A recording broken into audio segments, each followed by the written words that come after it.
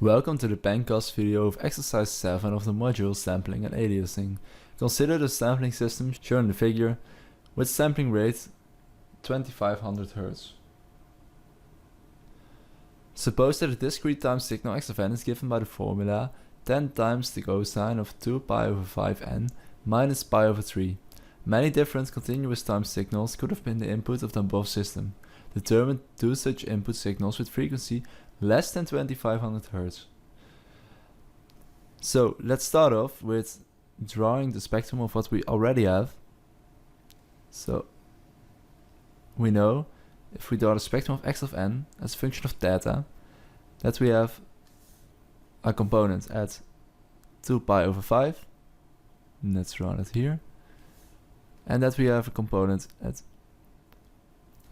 minus 2 pi over 5, 2 pi over 5, and let's give the one corresponding to the normalized frequency a spectral weight of x, and the one at the negative frequency the complex conjugated of x. So let's draw the fundamental interval from minus pi to pi. And what we will now do, we'll first start off with finding our first signal. What we can simply do is we have the formula of theta, theta is 2 pi f divided by the sampling frequency. So our frequency is equal to theta divided by 2 pi times our sampling frequency. So in the case that we have a signal which was directly mapped onto these phases without any aliasing, we would have 1/5 times the sampling frequency of 2500 Hz, which is equal to 500 Hz. So let's call this frequency 1. So this is the frequency of our first signal in the case that no aliasing occurred. Let's now assume that aliasing does occur. So what we can do is we can add or subtract 2 pi from our phases. So let's add 2 pi to the blue one. Then it will be at, 12 pi over 5. And let's also subtract. So minus 2 pi. Then this one will be at 8 pi over 5. In both cases with a spectral weight of x. Let's do the same for the red phasor. So we will get one at 8 pi over 5. Excuse me, this should be a minus. With a spectral weight of x star. And we have one at minus 12 pi over 5. Also with a spectral weight of x star. Now we have two options. Let's see whether these frequencies are also allowed, because we have to find two input signals with frequency less than 2500 Hz.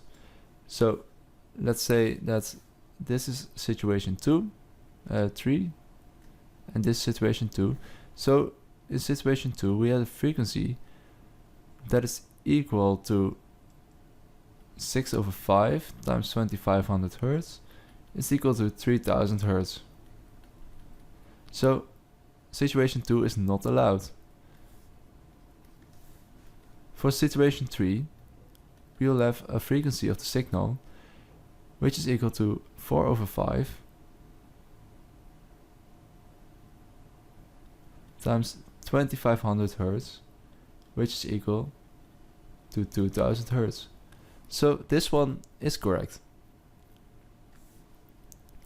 So in the case, let's call this situation 1. For situation 1, we will have a signal x1 as a function of t, which corresponds to a frequency of 500 Hz, so the amplitude remains the same, 10 times the cosine of 2 pi times the frequency, which is 500 Hz. And since it's directly mapped and there are no changes in spectral weight, the phase remains the same. So we have minus pi over 3. For the second signal, which is case 3 in this example, so let's say 3, x of t has a frequency equal to 2000 Hz, which was just allowed, we have now this complex conjugated of our spectral weight.